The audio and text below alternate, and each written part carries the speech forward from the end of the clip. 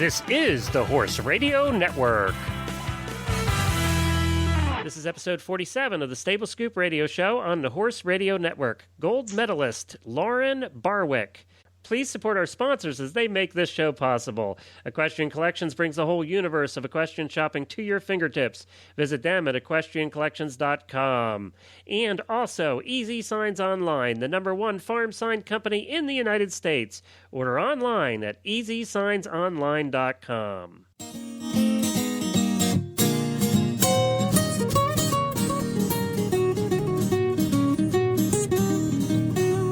Welcome to the Stable Scoop, with weekly shows delivered right to you. With Helena and Glenn the Geek, live from the stable, it's every week. They'll bring you the news through hail or high water, while using their tails as their own fly swatters. So sit on down and laugh till you poop, 'cause it's time again for Stable Scoop. Stable Scoop. Stable Scoop. Stable Scoop. This is Glenn the Geek. And this is Helena B., and you're listening to the Stable Scoop Radio Show on the Horse Radio Network. Well, hello, Helena. Hello, how are you? Okay, we're on a new schedule now for when we're recording our shows, and I think it has us both a little bit flummoxed. Yeah, we definitely are creatures of habit. Yes, we are, and I had to get everything set up, and it was like, oh, geez, Helena's going to be on here in a minute, and you're usually the one that's late. It must have to do with the old recording day, and this recording day is a little bit better. I don't know. And we're a day ahead of where we were before. See, that's why I'm not ready. That's what it was. Because we're not doing things last minute? I know, see?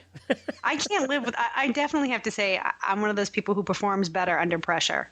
Well, I'll give you a chance to perform now because you can tell us what's coming up on today's show. All right, here's a little pressure. Today we have, our primary guest is Lauren Barwick. She's the gold medalist for Canada from the 2008 Olympics in Hong Kong. Lauren won the Para Dressage Grade 2 freestyle event and has an amazing story. Also joining us today is Greg Paul. And Greg works, he's a Canadian also, and he works to help promote Canadian eventing. So we're going to talk to Paul and find out what's going on in the world of Canadian eventing. And we also have something, too, that's coming up. It's going to be a short, we're going to do this first. Purina has a great new contest that sounds like a lot of fun, so we're going to speak to them about it, just talk to them for a couple minutes about their new contest. I just think it was a lot of fun, and I thought it was worth mentioning, and it's the kind of thing I think our listeners will get into doing. So, do I get to participate? You can participate in that one. It's not restricted. We use Purina. My horse is on Equine Senior. Oh, well, then you're bound to win. And we love your new formula, Purina. There you go. We love tell your them, new Equine Senior. We'll have to tell them that when we get them on. Okay. Hey, I also wanted to mention, Helena, that we have... I wasn't quite busy enough with the 3-4 shows we already do. Mm-hmm. So I thought I'd add another show to the network. Mm-hmm. So we had another start a couple days ago, much to the chagrin of my co-host, Helena, I think. We have another new show started a couple days ago. It's called... And I also thought weekly wasn't enough. So we're doing one daily, believe it or not. Somebody help me. We're doing a show called Horse Tip Daily. It's at horsetipdaily.com, and it's just what it says. We do a horse tip every day. And it's not me doing them, though. That's the kind of neat part, because everybody knows I don't know what I'm talking about. We have a different expert with a different horse topic every day. How are we broadcasting these tips every day? Well, they're going to be a number of ways. Same as this show. You can go to horsetipdaily.com and take a listen. You can subscribe through iTunes or Zune. You can do it any of those ways, like this show, like the Stable Scoop show. So if people want to download it, they can do that, or just subscribe to it through iTunes or Zune and get it automatically downloaded every day so they can listen to it on their way to the barn. And this... Is it a little bit shorter segment than the regular show? It's not an hour like this show. It's 5 to 10 minutes. Oh, good. So good. it's a short quick and segment. dirty. Yep, quick and dirty every day, but we have some really cool hosts coming, or guests, experts coming on. I have over 24 experts that have agreed to come on in all facets of the horse world. We're going to have training tips, tips on dentistry. Our second tip that's now online was about horse photography. Julie Goodnight did our first tip on training, and she's going to come back on a regular basis. So we have a number of guests that are going to be with us that some you've heard of and some you haven't, but they're all experts in their field. So it's going to be a different new topic and a different thing every day. So you never know what to expect. So are we going to archive the tips on the website?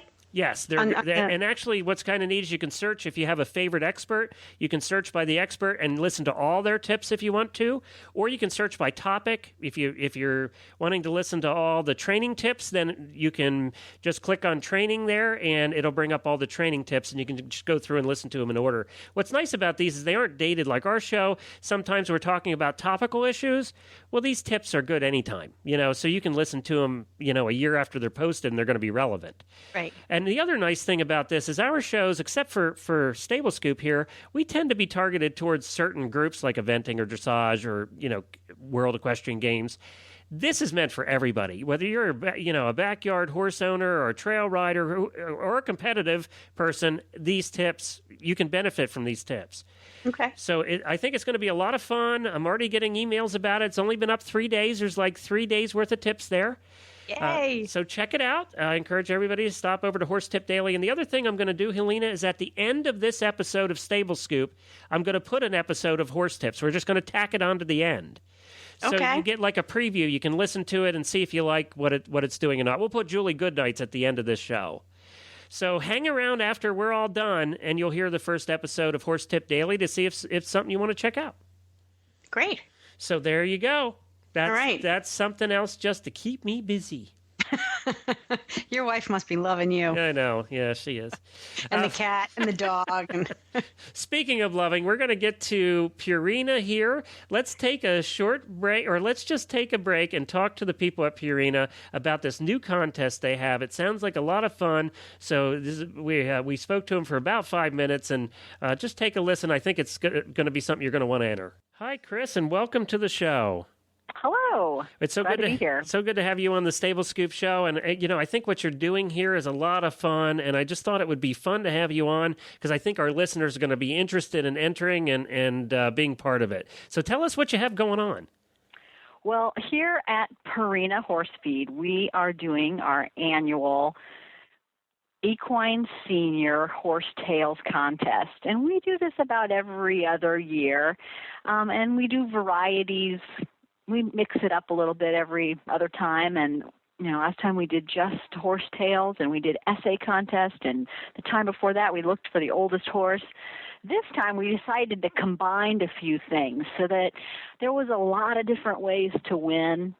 So you can write an essay, you can put your horse in the oldest horse contest, or enter your oldest pony in the oldest pony contest, or just if you have a great horse photo, you can upload that and enter that in the horse photo contest. So there's really 4 ways to win at the equinesenior.com website. So, and you say equines, is it only about equine or senior equines, or? It is. We've always focused our contest around the older horse. There's a lot of emotion tied to folks that own these older animals. They've a lot of times owned them all their lives. Even folks here at our office still have some of their originally 4-H ponies because, they're part of the family. They don't look at it as, I'm just going to sell off this livestock. It's their buddy and will be with them forever. So there's always countless stories to tell with that horse. Oh, it's too bad because I'm just reading here. You have pony essay written in 300 words or less. You have the best senior horse or pony photo, the oldest horse in age, and the oldest pony in age. Our pony that was 46 just died last year. Oh, no. I could have entered. That clearly would have been a winner. I know, but you know what? The prize, you have a fantastic prize. Tell everybody what the prizes are. The prizes are, we've got tons of feed to give away. And yeah, I mean, you win a ton of Purina Equine Senior Horse Feed. My pony couldn't have eaten that in 30 years. That's right. So actually, 1 ton usually feeds a horse for an entire year. Yeah, but so this senior on how pony you wasn't look eating at it. so good anymore. Oh, no. They do every once in a while, have issues with their teeth as they get older. And the equine senior feed, what's nice about that is we have this new Easy Soak pellet, which you can make into a mash for those ponies and those horses that don't have any teeth. So that does help them eat feed and eat more feed. We used to do that because when you get to 46, some of your teeth are gone. And I'm 46, and I think some of my teeth are gone. But I know mine are wearing off, so I'm grinding my teeth similar to horses. Yeah, we have a good equine dentist we can send over if you need one. So the prize is that a 1 ton of Purina Senior horse feed for each category? That's right. Each category will win a ton of feed. And the nice thing about the essay contest also is the grand prize essay contest winner, because, somebody who's entering the essay contest is putting a little more work forward here. Right. So the grand prize essay contest winner will win 1 ton. But to make that category of the contest even more fun, each region across the country, and we have sales regions that we kind of broke up, each region, like the Northeast region of the United States or the Southeast region of the United States, will have a regional winner, and those folks will win a 1/2 ton. So there's regional monies out there, too, in regards to 1/2 ton feed. That's still a few bags of feed, people. It is. It is. Well, that's great. I think this is a wonderful idea, and they can find it all at equinesenior.com, correct? That's correct. And they can enter any one of the various contests. And you guys are actually, and you know what? I'm an oldster, so I was used to Purina when before it had broken up and done all that stuff. So you're actually Land O'Lakes Purina feed now, right? That's correct. The Land O'Lakes company owns Purina feed. That's right. Gotcha. Okay, good. Well, we appreciate you being on, and good luck with the contest. Good luck. You know what? Our listeners need to enter here, and they need to mention that they heard about you on our show. And we know that we have some talented writers because we've heard from them, good and bad, in emails. So we know that there's some talented writers out there, and we encourage everybody to enter if you have a senior horse or a senior pony. And that's over 15 years old, right? That's correct. Okay, good. Well, thank you very much, Chris. We appreciate it. Thanks very much. Have fun with the contest. All right. Well, I'm excited about this contest. I know, knowing that I can participate. Purina has been around for a long time doing good things for good pets and their people. So that was pretty good. That was pretty exciting. What we have coming up next is Greg Paul. Again, Greg is a Canadian who works to help promote Canadian eventing, and we're going to talk to him about what's going on in the world of eventing with our neighbors to the north. So welcome, Greg, and thank you so much for joining us on Stable Scoop today. We love to hear about what's going on with our neighbors to the north because, Canada totally rocks and Canadian eventing totally rocks. I'm a big fan of Mike Winter in particular and Wayfarer Eventing. So tell us a little bit about yourself and what your role is within the horse world in Canada. Well, thank you for having me on the show. It's a pleasure to be here and to speak with both of you. And I'm glad you think Canada rocks. I do too. Well, partly we say that because our second biggest listening base is Canada. Well, that's fantastic. Yeah.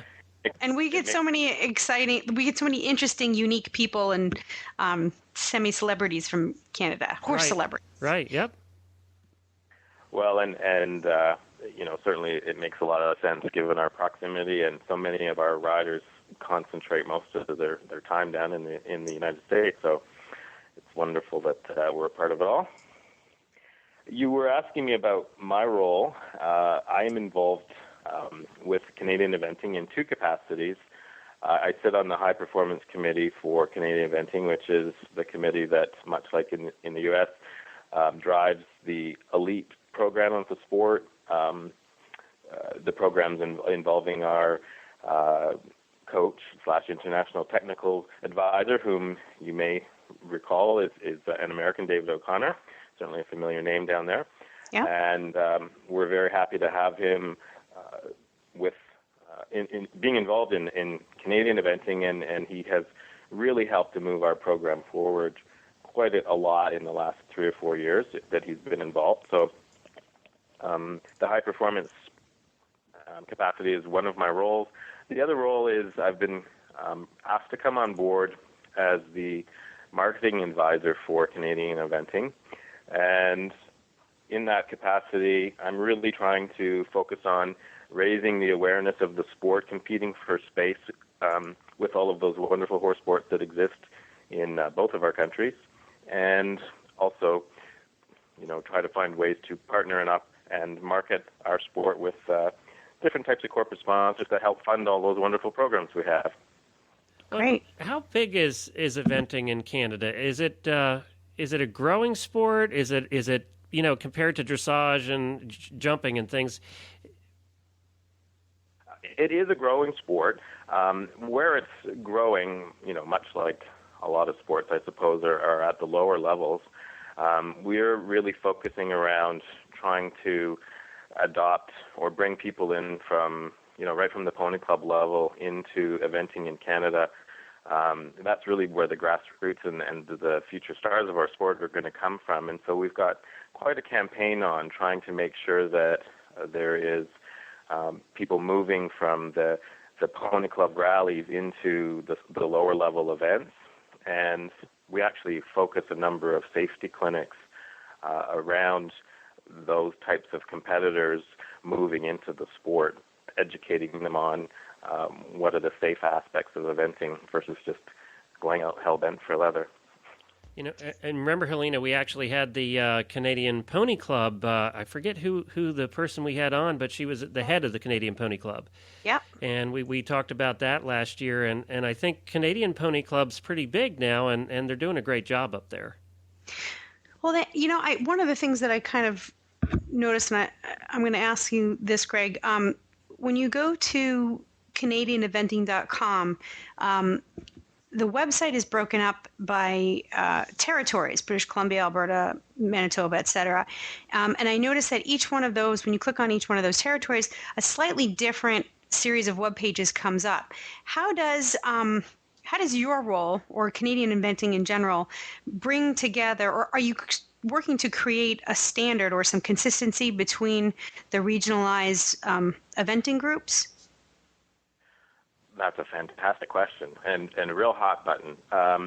Yes, Canadian eventing is made up of representatives from all across the country, and each province has its own provincial association that essentially runs the sport in that province. But it's all done under the guise and the rules and regulations of Equine Canada, which Eventing Canada is the national body representing our sport under Equine Canada's umbrella.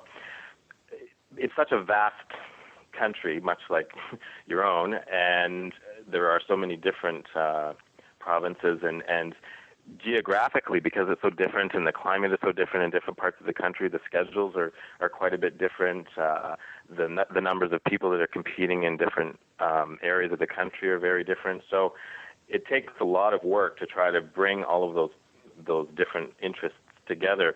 And we've created in the last few years what we call the Eventing Congress. And so while Eventing Canada is the body that runs the sport, we essentially do it with the endorsement of all of the members of the Eventing Congress, which represent the provinces across the country. So while it's we're trying to keep it simple, but at the same time keep enough representation that nobody's interests are being missed. Right. That brings up another question, because you said, the vast differences in the different provinces. And for all those listeners that are from around the world, basically your provinces are sort of like our states? Absolutely, 100%. Okay. And then, you can tell my provincial thinking. I called them territories. Yes. Well, we have two territories and 10 provinces in Canada. All right, I wasn't that far off. All right, well, we're just trying to grasp this. This is a learning show. This is a schooling show. Hey, so I was wondering, does it affect you? And I wanted to thank you, by the way. Greg was also the one that helped us set up. Jessica Phoenix is our spotlight eventer on the 2010 radio show. We're choosing one athlete for each discipline to follow from now through the World Equestrian Games in 2010 here in Lexington. And you helped us find Jessica Phoenix, and I have to say, she is absolutely marvelous. She is, and she's such a bright spark in terms of her personality, but also in her talent and the abilities with the horses that she has. She's got 3 coming on at the advanced level of the sport, which is pretty incredible for any person competing at that level as a full-time professional rider. And we're just delighted that she's part of our national program and that she's being featured as part of your spotlight. Well, and I had her on yesterday. I didn't get a chance to tell Helena this. I had her on yesterday. We recorded some tips for our new show for Horse Tip Daily, and she's actually come on and doing some training tips for us, and they were fantastic. I just, every time I talk to her, I'm just so impressed. Yeah, I've known Jessica for a long time, right from early on in her eventing days where we actually used to compete together, and she used to go out there on her little pony as she crossed over from the Western world and beat the pants off of most of us out there, actually. And this was at the age of 14, so there you go. And her husband, she has a fascinating story, too, because her husband's like a dairy farmer. So they have the cows at the farm and the horses. We were talking about that a little bit yesterday, too. But I wanted to thank you for that. You're the one that turned us on to her, and I think it's just going to be a joy following her progress through the World Equestrian Games next year. And she's an eventer. So there you go. And actually, what I wanted to ask was, and I talked to her a little bit about this, too, most of your upper-level eventers and show jumpers and dressage will come down to the United States in the winters because you do have a little bit of snow and bad weather up there in the winter. Do you find that's a hindrance to the lower level eventers? Do they have a much shorter season? Do you know what I'm asking? Yeah, I certainly do. I mean, we're bound by our geography, so there's nothing we can do about that. The season in most of the provinces across Canada essentially runs from April-ish, May, through to September, October, and it can be a good long season. And you can in the larger provinces where there's lots of events going on, you can get in a lot of competitions throughout the year. In the provinces that don't have as much as a foundation in the sport, it is harder, and there's a lot of travel involved if you want to get in a bunch of different events in that season. So that can get expensive. The thing that I guess is a bit of a help as opposed to a hindrance for the lower level riders is a help for the upper level riders. I mean, is they essentially get in almost another season by going south and being able to take their young horses and their older horses down, and they've got another season that happens January through March or April down in the U.S., which I guess speeds up their progress. Right. And, yeah, obviously not everybody can afford to do that, but the ones that can, I know Ocala's a big spot in Florida for them. Yes. Matter of fact, Ocala's a big spot. We used to go to Florida every year, and we'd go to Disney and do the thing every year, and on our way down, we'd drive down 95, and you'd all see the Canadian license plates heading to Florida. Yes. Well, you're right about Ocala. In fact, I live in Vancouver, British Columbia, and I have a horse that I just sent to a rider, one of our Canadian riders who lives in Ocala full time to train and compete. And well, it couldn't be much further away from home. It's about as far as you get on the opposite end of the continent. Well, how do you guys? How are you looking for the World Equestrian Games for your team? What stage are you in, and how's it looking? We have. Well, probably the greatest depth that we've had at the moment of both horses and riders who are either shortlisted or longlisted at this point, and would be the ones that we would most likely choose our World Equestrian Games team from next year. Off the top of my head, I think there's about 25 or 30 that are sort of the key ones there, which again is great depth, and a lot of that depth has to be attributed to David O'Connor's role in developing what we'll call sort of the next level of riders and making sure that people have really progressed beyond the 1 and 2 star level and have made that leap to the 3 and 4 star level and have done it with the right skill set and the right ability to compete and the maintenance program that's necessary to keep the horses going. we're thrilled about that. We're so excited that that they're so close to home, meaning for both your team and our team, we no longer have to do a big overseas travel. Everybody else is coming here for once, which is great. Right. That much cheaper, too. Much cheaper. Yeah. So, and because we don't have to do that big overseas travel, we can target more of our funds towards training and development and coaching and that type of thing, as opposed to just putting it towards travel expenses. Well, you're lucky to have David. I'll tell you that. You are lucky to have him. We absolutely agree. How did you, in addition to creating some consistency and bringing the sport of eventing together through the different provinces, what is the other mission? What's your personal mission as in your role as is it marketing director or marketing advisor? Yes. Yeah. What do you hope to? What word do you hope to get out to the world about eventing in Canada? What's your mission there?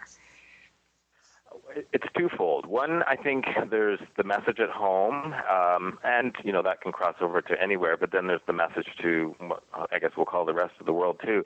The message at home is a bit more of a personal one for me. It involves really trying to change what the perception is a little bit about eventing in our country. What is it now? Carve out more. Pardon me? What is the perception now? Well, I think that there's a perception out there that it sort of exists probably in a lot of places, but certainly I experienced it most in Canada where I am, that it is a bunch of people who are a bit crazy and they run around and do some dressage and then they go screaming cross country with no brakes. Screaming across country like hooligans, and then they do some show jumping that isn't always necessarily the most orthodox style of show jumping. And that's a perception that, is probably based in a lot of history from years and years ago. But the sport has changed in just huge amounts over the last 10 or 15 years. And the skill sets and the talents and the dedication and the maintenance and the care that's involved in bringing horses along in our sport now and keeping them competing happily and healthily, I mean, it is just so different from where or from what that perception is. So I'm really trying to move that along, and we have it's one of the Olympic discipline sports, and so carving out some more space amongst the show jumpers and amongst the dressage riders at the lower levels, and maybe having some of those people become involved in eventing is my mandate at home. On the international stage, it's really trying to take what program we've got being developed through the great team that we've got working on our high performance program. David is the coach, but we've got Dr. Christiana Ober, who's also based in the U.S., helping us with all of our horses on the maintenance side of things and the treatment side of things, and as our treating veterinarian for all of our short and long listed horses. She's fantastic about helping people or educating people about all of the different opportunities and things that they have available to them now through veterinary science to keep horses healthy and competing longer. So I want to be able to take, all of those great things that we've packaged together in the last 5 or 10 years and create more of a personality and a successful personality on the international stage. One of our first steps to doing that is we're sending a team of riders over to the UK this fall to compete at both either Burley or Blenheim, depending on the level their horses are going. And that's the first time that we've done that with Canadian horses and riders in a number of years. So we're excited about that too. Well, great. Well, Greg, we're running out of time, and we need to get to Lauren here very shortly, one of your gold medalists out of Canada we're going to have on the show next.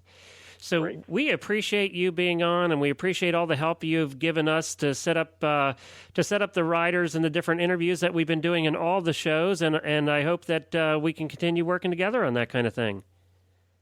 I hope so too, and you're very welcome. It's a pleasure to be a part of it. Okay, great. We're going to check in with you too, and look at the new face of eventing in Canada in a couple months, and see how well you've done at your job. Well, thank you very much. Are we we'll going to grade him too, or is it? But no, we're going to be supporting him every step of the way. Okay, all right, good. So there'll be no Fs for you, Greg. No, just A's for effort. All right, thanks, Greg. Thanks again, Greg. You're welcome. Thank you. Another wonderful Canadian. I'm really starting to think I need to move to Canada. Well, you're almost there. You live in take a Boston, for God's sake. I know. I know. You're looking at a new house. You're just looking in the wrong direction. I know. I can't go north. I mean, what's funny is my husband wants to move to Nova Scotia. It's all he wants to do, or Prince Edward Island. He wants to live up there, and I'm like, please, no. Oh, it's beautiful, but you wouldn't have much to do. Exactly. It's like I can only ride for a week out of the whole year Exactly. now.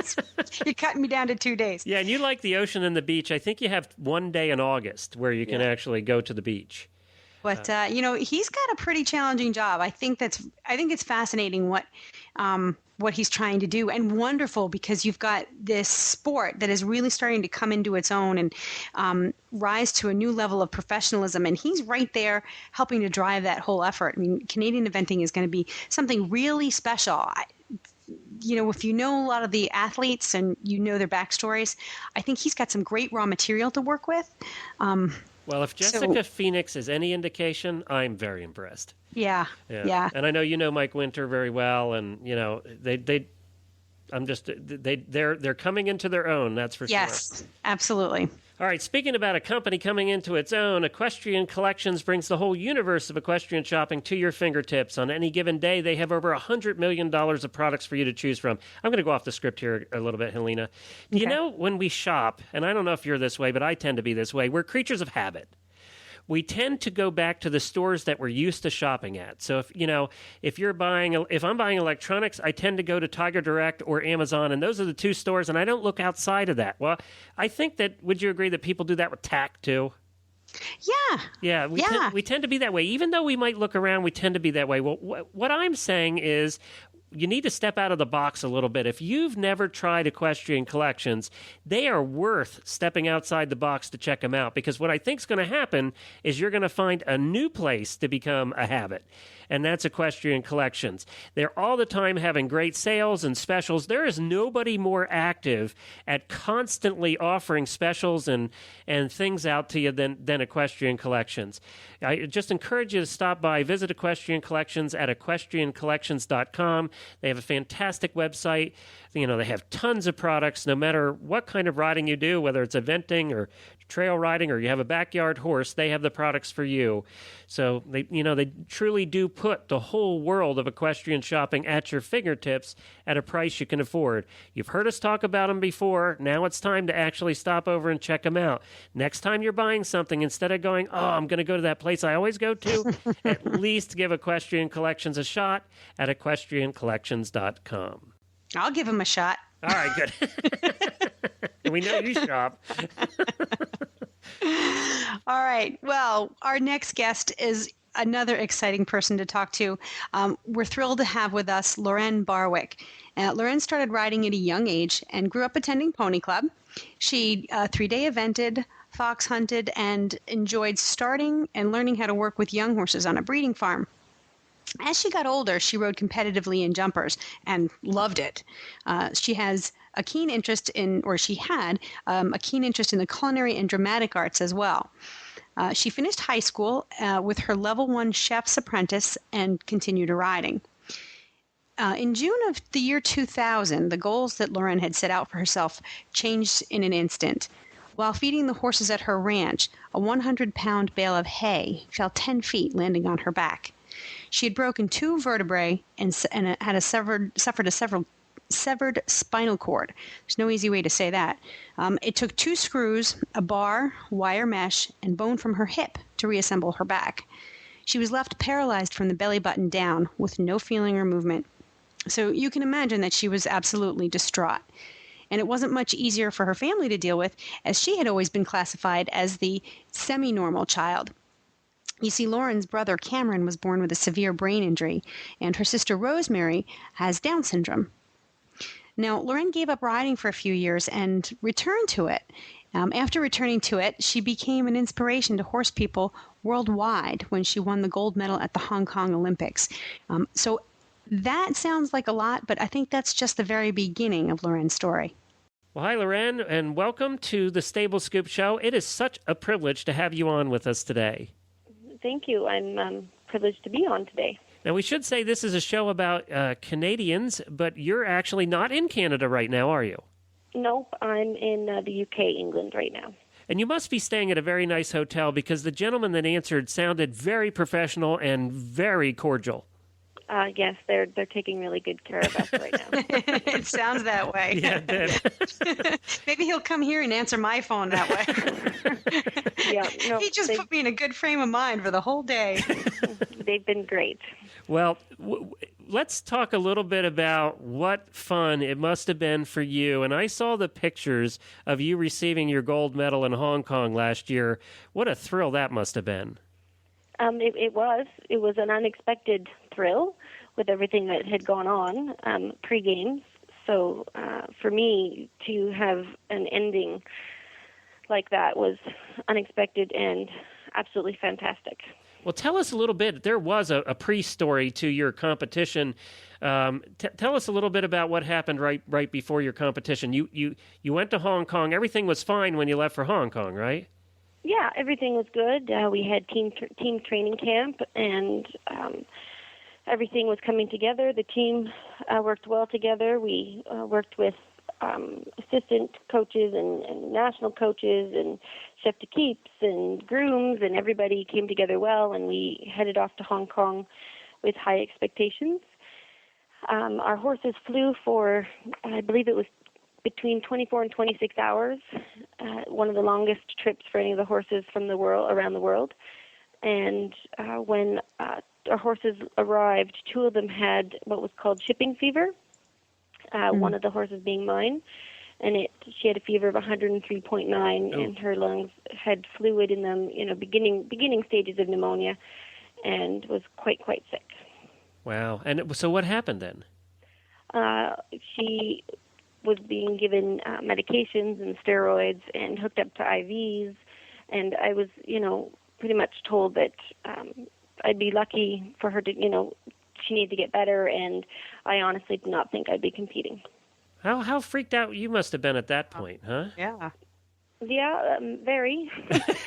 You sort of, your frame of mind changes because you just really want your partner to come home with you, and it's a bit difficult because you can't really explain to them, your horse, why they're here and the situation that they've been put in, and everybody else is training still for the competition, and my horse is being walked, and my groom is, constantly with the vet, and the vets are sticking needles in them, and, there's nightly checks every hour, and so, 8 days goes by, and everybody else has been training on their horses, and I've just sort of watched my horse hopefully get better.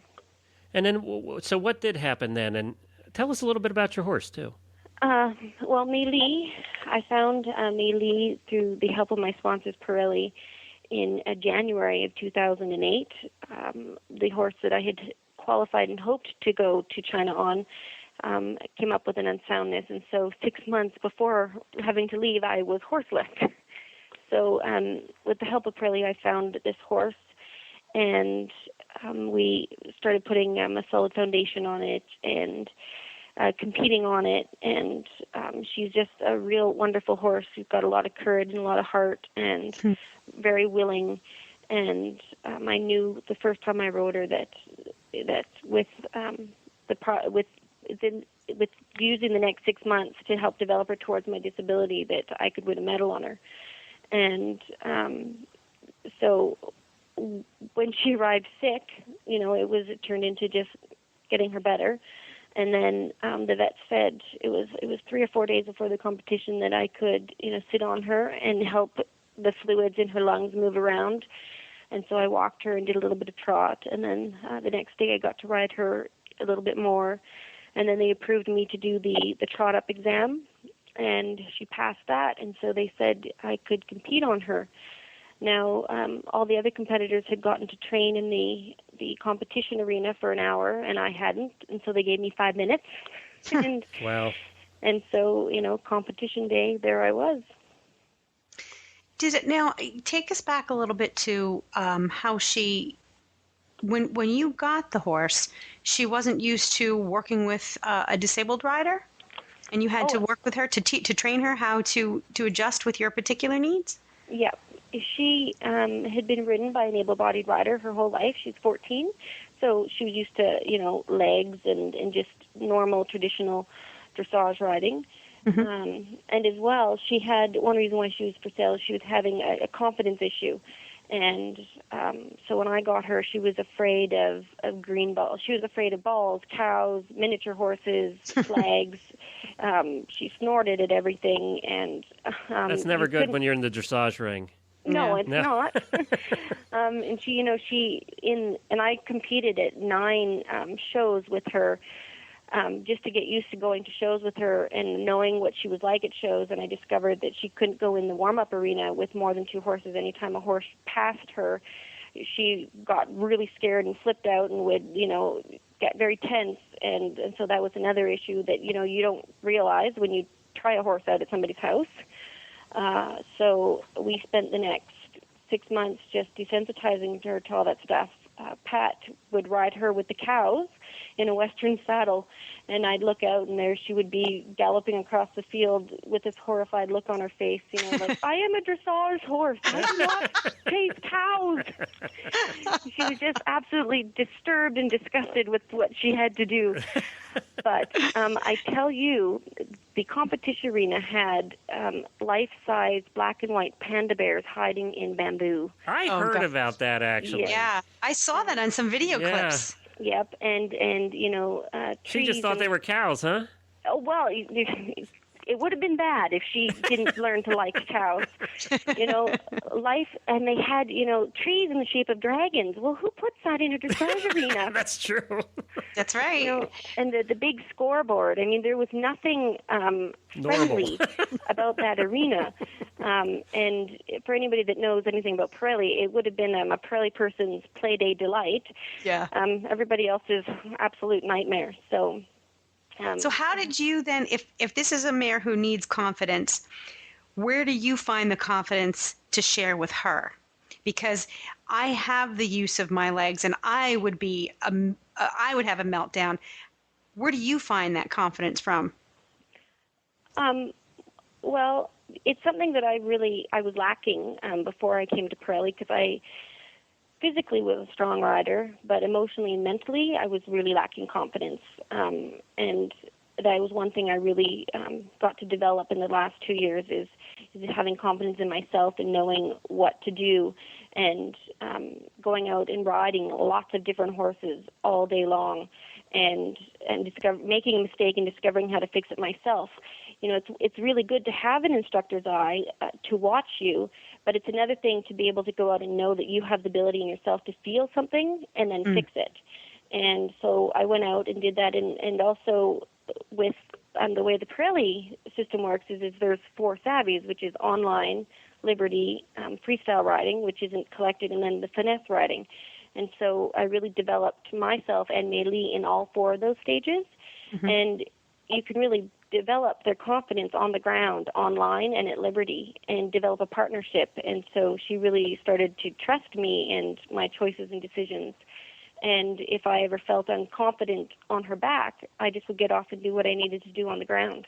Right. So you started with it so that your building blocks, your foundation was on the ground.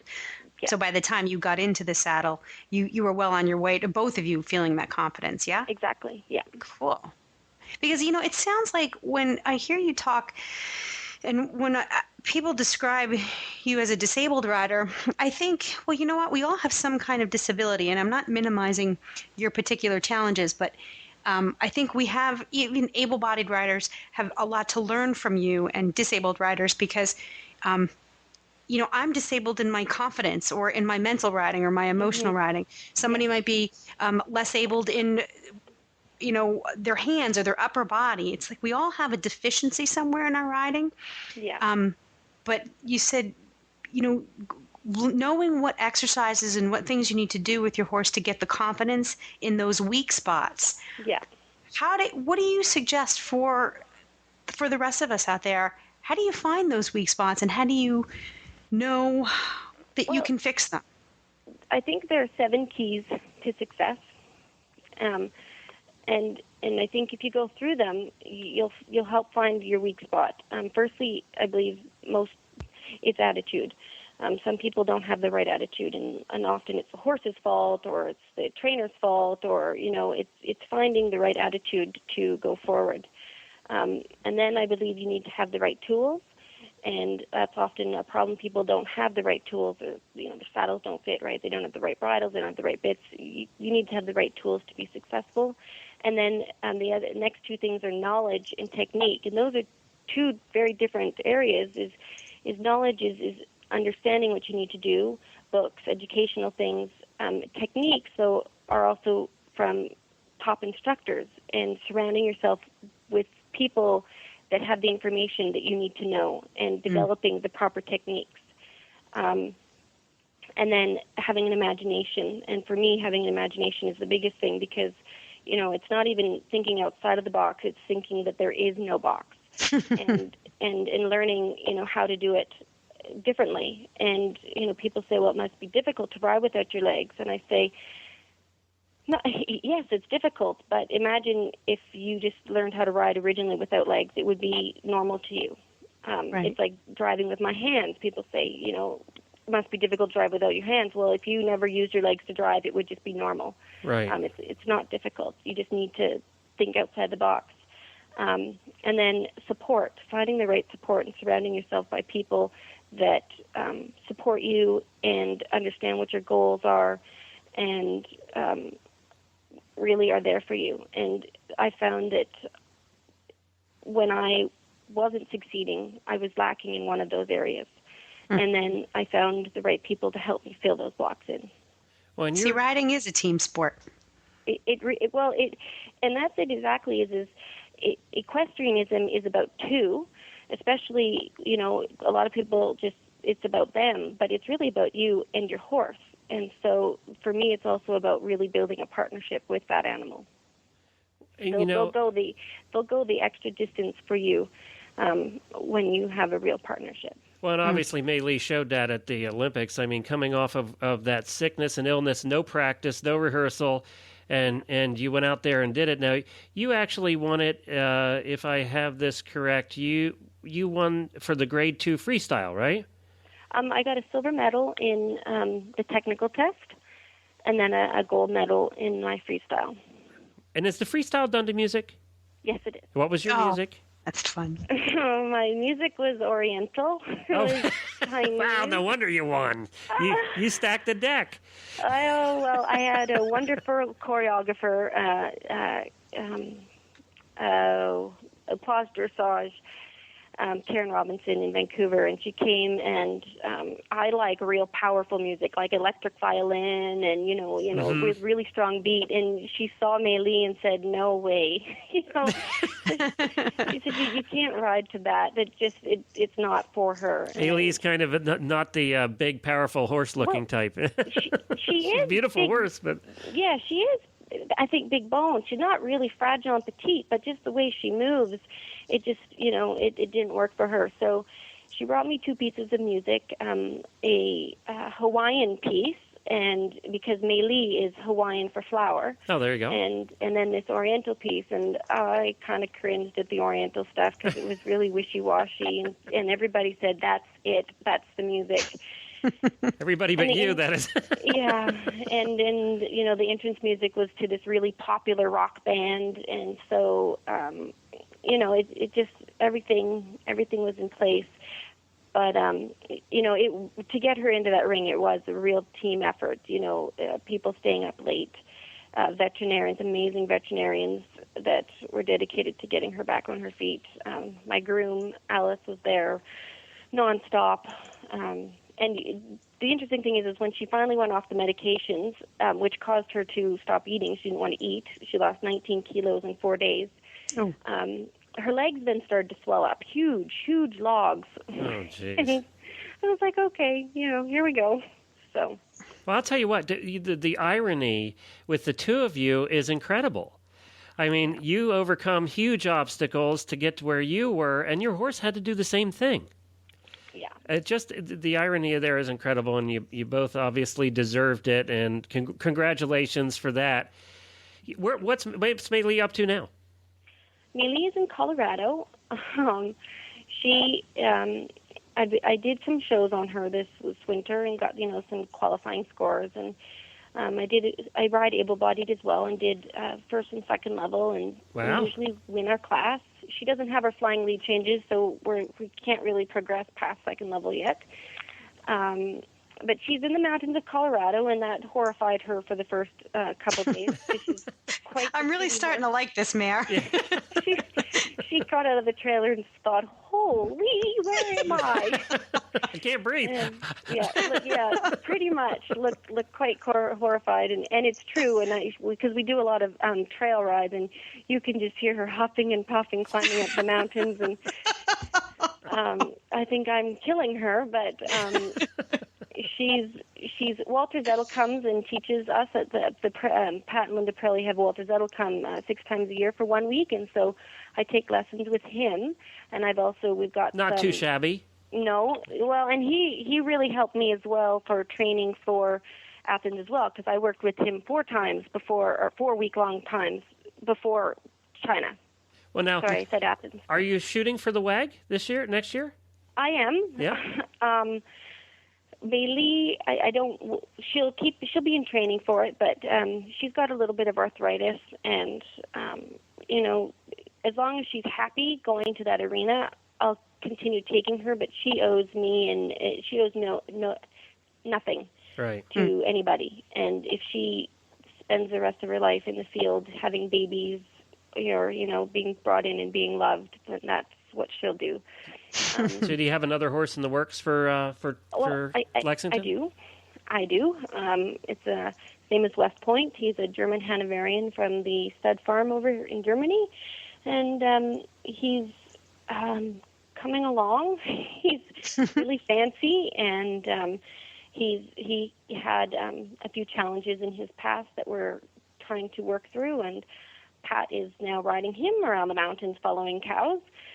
So he's going through the 4-step Pirelli program at this very moment. Yes, he is. He's come a long way, but he's 17 two-hands high and has got enormous exuberant movement, and you see Pat riding him across the hay fields, giggling away. And you're not so sure. I go, oh, dear, yes. But the big thing for me right now is I'm aiming for 2012. But I'm really focused on putting the horses first and my partnership first. And that was one challenge I really had over the past 4 years is that, it would be a national show, and I had to go in that ring because I had to get those scores to qualify. And I had to get in that ring whether I thought it was in the horse's best interest or not. Yeah. And I don't like that. It makes me feel quite ill inside. And so my plan for the next 3 years is that if my horse is ready, I'll compete and I'll go and I'll represent Canada. You'll do what your horse tells you to do. Yeah. And I'll do my best over the next 3 years to help those horses be ready. But I think you're a great representative of Canada. We should say you're mentioning Pirelli a lot, that you are his assistant, aren't you? Yes, I am. Well, what a great job. All the time we get emails. Remember, Helena, we always are getting emails and questions from young teenagers who are saying, I want to work in the horse world. Well, you have one of the best jobs in the horse world. Yeah, I really do. And sometimes Pirelli gets a bad rep, but in my mind, what he's trying to do is help people put a really good foundation on their horse so that when they pick a discipline, like eventing or dressage or even cow work, finesse sports, that it's the icing on the cake. Put the cake first and then put the icing on it. Well, you won a gold medal using the Pirelli method. That's not too bad. I don't know what else you do beyond that, Well, it wasn't just the Pirelli method. I mean, I had wonderful coaches. I had a personal coach that assisted me, and then the national coach. Really, what I meant was the foundation was there, and that's what Pirelli's all about, is the foundation. Absolutely. And then he encourages people, take that foundation and then do what you will with it. Yeah. Whether that's trail riding or competing at the Olympics. I think that's you're not going to hear us arguing about that. Awesome. Well, this has been great. We wish we could spend like another hour. I know Helena probably has 50 more questions. She always does. But we plain run out of time, and it's just been a pleasure having you on. Will you come back again sometime with us? Absolutely. Maybe before WEG. That'll be great. And we also do the World Equestrian Games show, so if you qualify for the team, we're probably going to have you on anyway. So. Well, that would be exciting. All right, great. And we'd love a picture of your little flower. I'll drop you a picture. I will email you a couple pictures. Okay, we'll do that because we'll need one for the show notes, so it'd be great to have one. I mean, you just accomplished character development right here in this one segment. I want to meet this mare, and I hope there's a book in your future because you are a great storyteller. Thank you. Well, there is. I do have somebody working on that. Oh, really? I just said that. I set you up pretty well. I didn't even know. I do have somebody working on it. It's we were thinking about calling it That Bump in the Road Is My Friend. Well, there you go. And that applies to you and your horse. Exactly. Well, Lorraine, it's been great. Thank you very much, and I hope that we get to talk again soon. We wish you all the best. Thank you so much. Well, she was fantastic. It's always so much fun. I don't know about you, but I just have fun talking to horse people. Yeah, I mean, there's so many interesting stories out there. It's like these people live in their little microcosms, and they're wonderful stories within those microcosms, and we get to pop in there as a little guest and learn about them. And I don't know. That's a great way to describe it, actually. Yeah. It's sort of like they're in this little bubble, and then we come along and pop the bubble, and little flowers and hearts and moons fly out. I don't. I'm feeling a little romantic. Yeah, I see. You're still. Well, it was really great to hear. You're still stuck on Dr. Jen from a couple of weeks ago there. I know. Such a ham. But when she started talking about her horse and, her challenges and the training and then her horse being sick, it's like her horse went through the same thing she did. But you know what? We all do that. We get sucked into. You feel everything. We're come on. I mean, horses are emotional outlets for a lot of us. Right. For whatever reason, we're into horses. We're into horses, and then when you hear someone's story of challenge and then overcoming that challenge, you can't help but empathize. Right. Your story might be a little bit different, but the feeling is the same. Well, we've plain run out of time, Helena. And I'm just getting started. I know you're just starting. We'll have to hold some for next week, all right? I know. We have a lot of other shows on the Horse Radio Network. You can find them all at horseradionetwork.com. We don't have time to go through them and what's on this week. The list is getting too long anyway. Just stop over to horseradionetwork.com. They're all there. Be sure to keep listening after this show because we're going to have tacked on to the end of this one the first episode of Horse Tip Daily. So if you want to hear what that's like, just keep listening after Helena and I are done blabbing. And you can find all of our show notes at stablescoop.com, and you can leave us feedback there. Just follow our contact link, and we'd like to thank our sponsor, Equestrian Collections, for being part of the show and for Easy Signs Online also. Well, Helena, we have a couple of great shows planned for the next couple of weeks. What's so fun about this show is we get to do something completely different every week. Mm-hmm. Which with our ADD, between the two of us, we could take a pound of Ritalin a day, and that wouldn't be enough. And that is not an exaggeration, not between Glenn and I. So it's great that we do this show because we have the attention span of a gnat. So we'll see you again next week, Helena. We got to get out of here. Yeah, we'll be back with the scoop, though.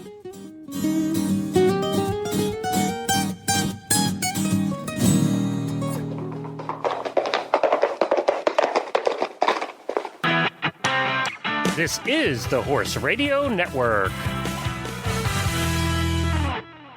This is episode 1 of Horse Tip Daily. A different horse tip, a different equine topic, a different equestrian expert every day. Horse Tip Daily brings the world of equine knowledge to you, one day at a time.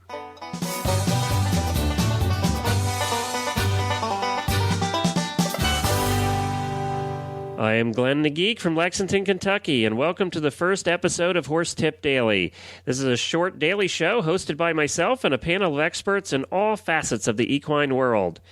I've had the opportunity in the almost 1 year since I began the Horse Radio Network to interview hundreds of the leaders of the horse world. Unfortunately, we only have 20 to 30 minutes to spend with them in the other shows that I do, and many times it's just not long enough to really pick their brains and to learn from all the knowledge that they have accumulated through the years. And that is why that we have developed this show, is to be able to bring some of that knowledge to you one day at a time. Each day, I will have one of our panel of experts with me to give us a helpful horse tip. These tips can and will be anything that you can think of. There are a multitude of experts in the industry that will be joining us to help us learn one tip one day at a time. The tips will be on dozens of topics, including training, riding, driving, showing, horse photography, groom's tips, nutrition, hoof care, tack and clothing, mouth care, mental preparation, fitness, and on and on and on. Plus, there will be some fun, silly stuff thrown in there, too. After all, this is me doing this show. I'm hoping to keep the shows to 10 minutes at the longest, and probably if it goes a little over that, it'll be my fault, because I do talk too much. I want you to be able to listen to the whole show while making your coffee in the morning or doing your morning feeding. Don't miss a day. Stop over to the website at horsetipdaily.com and subscribe through iTunes or Zune so that you don't miss one day, or you can just listen right there on the website. Also on the website at horsetipdaily.com, we have built a bio page on each expert that is involved in the show, and we have categorized the tips in such a way that you can search by site or by topic or by expert and listen to a bunch of your favorites right in a row. We'll also talk more about how to use the site as the days go by. Well, let's get started with the first tip. We are thrilled to have with us, I'm just so excited that she agreed to do this on our first show. She's an internationally respected trainer and clinician with experience in many types of training. Julie Goodnight grew up riding ponies and horses on an Orlando farm and competed in hunter jumpers throughout her youth. She counts horses among her earliest friends. She spent many summer days hanging out in the horse pasture and studying how the horses moved and interacted. During her college days in New Mexico, Julie earned extra money by warming up thoroughbreds at the racetrack. The cowgirl felt at home in the West and soon hit the trails and began studying Western disciplines. Julie is now best known for her award-winning television show airing weekly on RFD TV, Horse Master with Julie Goodnight. Through the show, Julie hopes to help all riders master their equestrian dreams and skills. And, she spends a lot of time talking about natural horsemanship, and natural horsemanship is founded on the understanding horse behavior and the idea that horses look for leadership, direction, and assurance that they're safe and acting appropriately. Julie strives to teach you how to master the ideal and emphasizes the importance of lifelong learning. Well, let's say hi to Julie. Well, hi, Julie, and welcome to the first episode ever of Horse Tip Daily. We so appreciate that you're going to be our first expert today. I can't think of anybody more fitting to do that. Well, thanks, Glenn. I'm glad to be here. Well, we got to know each other a little bit on the Stable Scoop radio show when you were over for an interview, and it feels like I've really gotten to know you actually through Twitter. Yeah. You're very active on Twitter and seem to have figured that out pretty well. And it just, that is one thing about Twitter is you do feel like you get to know people. Yeah, you sure do, and you get to stay in touch. Right. Well, that's what we're hoping that this show, will actually help people get in touch a little bit better with their horses and all aspects of that. And we want to spend a little bit of time with you today. And I know you have a tip for us. What have you got for us on this first episode of Horse Tip Daily? Well, it's an issue, Glenn, that comes up a lot when I'm at clinics and expos, and it's about your horse having good manners at feed time. And so often when it's time to feed the horses, you see horses that are pinning their ears and baring their teeth and stomping on the ground. And I think there's a lot we can do to address that problem. And the first thing is to recognize it as a problem and not just a meaningless gesture. Yeah, I think we've all had horses, Julie, that do that, Well, sure, because what happens is they make some sort of gesture, and they're generally aggressive or angry gestures, and then we come by and feed them. And so in the horse's mind, we rewarded their behavior. And furthermore, in their mind, they come to believe that it's their aggressive or angry gestures that are causing you to feed them. And that's really where the big problem lies. And we have a tendency to disregard this because the horse is in the pen and we're planning to feed. We don't care whether he makes a gesture or not. So it doesn't matter to us. We know he's on the other side of the fence. We know he can't hurt us, so we ignore it. But it's not important what we think. It's important what the horse thinks. And one way that horses establish dominance in the herd is by taking food away from the other horses. And so if your horse comes to believe that his angry gestures are making you feed him, he also believes he's taking the food away from you. And then guess what? He thinks he's dominant. What seems like a harmless gesture is actually eroding your authority with the horse and making him believe he's dominant. Wow. So what do you do? Well, it's an easy thing to fix. You just need to simply not feed them at the moment that they're displaying bad behavior. That doesn't mean you never feed the horse. I was going to say, what happens if they're always displaying? And you don't have to wait a half an hour for them. It's just at the moment you throw the food in, he needs to not be displaying that gesture. And the easiest thing to do is take a flag or a stick or whip of some sort and shake it at the horse to make him back up. Once he's backed up a couple of steps, the next thing he's going to do is pick his ears up and look at you and see what's going to happen next. And then he's displaying good behavior, so you throw the food in and walk away. It's not that the dominant horse never lets the other horses eat. He lets them eat when he says they can eat. So it's just kind of keeping the horse's natural behavior in mind, even as you do a simple task like feeding. So what you're doing basically is you're telling him, I'm still in charge here. I'm the dominant horse, and I'm going to feed you because I want you to eat now. Basically. Yes, and what you're saying is it's my food, and you can't have it until I tell you you can have it. Huh. Well, that's very interesting. I would have never thought about that. Yeah, so it's a simple thing that could mean a lot in having the right kind of relationship with your horse, and it's something that if you ignore can be causing problems and causing your horse to be dominant when he shouldn't be. So not only does the horse have to mind his manners at feeding time, we really have to mind ours. Absolutely, and we have to keep the horse's thought process in mind. Well, great. Well, that's a great tip, Julie. Where can people learn more about you, or what have you got going right now? Well, there's lots of information about this kind of stuff and many other training and behavioral issues on the training library on my website, which is juliegoodnight.com. And also my groundwork videos address behavior and relationship with the horse and authority and all that as well. So those are tools that a person can get to really start progressing with their horse and understanding the mind of the horse a little more thoroughly. And that's all at juliegoodnight.com? You bet. And they can follow you on Twitter at?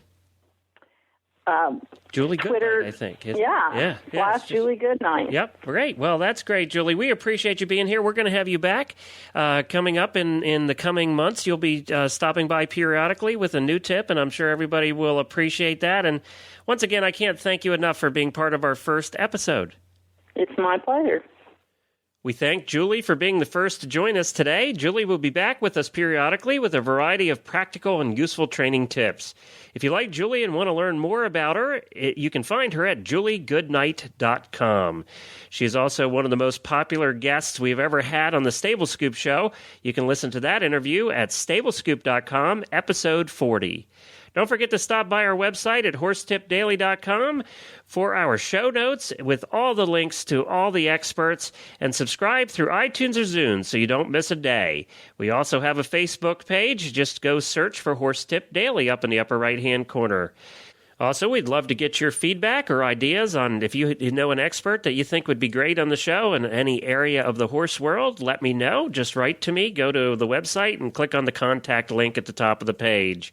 And if you have ideas for the tips, the kind of tips that you really want to hear, just do the same. We'd love to hear from you. And don't forget to check out all the other great shows on the Horse Radio Network. You can find them all at horseradionetwork.com. We do a variety of shows, from eventing to dressage to the World Equestrian Games 2010 show to the flagship show of the Horse Radio Network, the Stable Scoop Show. You can find them all and listen to them all at horseradionetwork.com. Well, I will be back again tomorrow with another new expert and a different horse tip. Until then, stay safe, everyone.